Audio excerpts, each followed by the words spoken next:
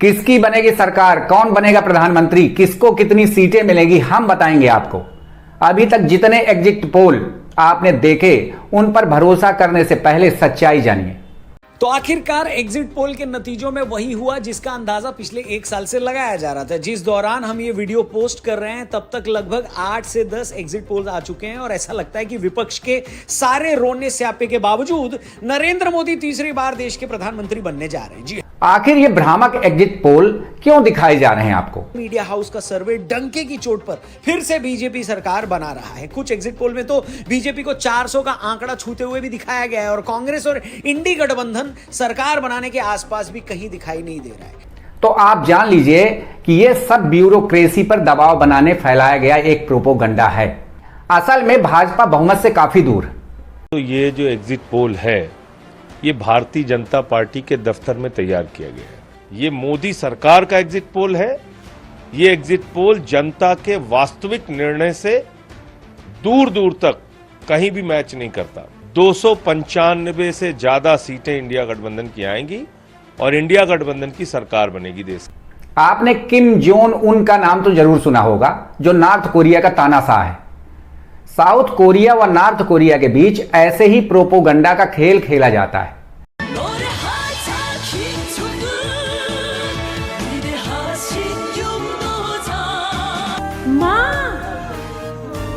मैंने कहा था ना, कैसी भी सिचुएशन हो मोदी जी हमें घर ले आएंगे। वॉर रुकवा दी पापा और फिर हमारी बस निकाली पापा। चर्चे में है जहां पर सब कुछ है पर वहां कोई रहता नहीं है क्योंकि वो सब नकली है। दरअसल गरीबी और तानाशाही में जीने वाले इस देश ने दुनिया को दिखाने के लिए इस मॉडल शहर का निर्माण कराया है ताकि इसे देखने वाले लोगों को ये भ्रम हो जाए कि नॉर्थ कोरिया में रहने वाले लोग बेहद खुश हैं। हालांकि नॉर्थ कोरिया का दावा है कि इस शहर में 200 लोग रहते हैं और यहाँ की व्यवस्था से वे खुश हैं, लेकिन यहाँ की सैटेलाइट से कई बार लिए गए यहाँ के चित्रों को देखने से ये पता चल गया है कि इस शहर में कभी कोई रहा ही नहीं। वास्तव में इसका मकसद किम जोंग परिवार की तानाशाही की वजह से उत्तर कोरिया छोड़कर दक्षिण कोरिया समेत विभिन्न देशों में जा बसे लगभग 50,000 लोगों के आरोपों को गलत साबित करना है, जिसमें फंसकर साउथ कोरिया की जनता झूठ को सच समझने लगती है और सच को झूठ। दरअसल नॉर्थ कोरिया ने अपने बॉर्डर पर ऊंची ऊंची नकली इमारतें बनाई हैं जिनका मकसद साउथ कोरिया की जनता को भयभीत करना होता है। उनके अंदर यह बात डालने का प्रयास किया जाता है कि नॉर्थ कोरिया बहुत अमीर व संपन्न है, जबकि वास्तव में ऐसा है नहीं। हैरानी की बात यह है कि उन नकली इमारतों में कोई रहता नहीं है, लेकिन साउथ कोरिया से देखने पर यह इमारतें बहुत भव्य दिखती हैं। जब इन्हीं इमारतों को नॉर्थ कोरिया जाकर नजदीक से देखा जाए तो उन इमारतों में पुताई तक नहीं। उसी तरह से प्रोपोगंडा कुछ मीडिया वाले भारत में भाजपा गठबंधन को 400 पार दिखाकर फैला रहे हैं। चलने के चांस हाल के सालों में काफी ज्यादा बढ़े हैं। तो भाई लोगों, ये थे एग्जिट पोल के आंकड़े। आप इन आंकड़ों पे भरोसा करते हो, इनको मानते हो, इनको फॉलो करते हो? आप किस पार्टी या गठबंधन के फैन हो? कमेंट करके अपनी उपस्थिति, अपना अटेंडेंस जरूर देना। और जबकि 4 जून को रिजल्ट आने पर देखिएगा भाजपा सरकार जा रही और वास्तव में इंडिया गठबंधन की सरकार बन रही।